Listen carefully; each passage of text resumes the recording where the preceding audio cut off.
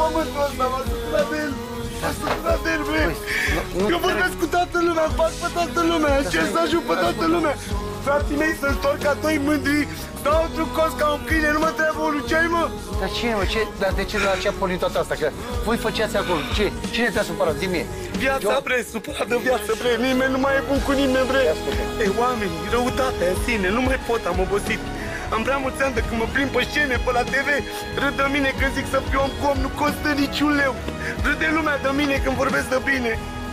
Și când dau de greu sunt singur, mai știi piesa aia mea, te dansează toți pe ea. Așa e.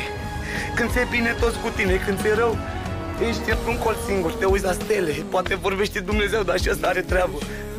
Nu? Dar tu erai atât cu o energie bună. Păi eram, dar odată de două, toată lumea are o problemă, mă duc și întreb ce ai, mă las, treci peste. Și dau și odată de greu, nu vine nimeni.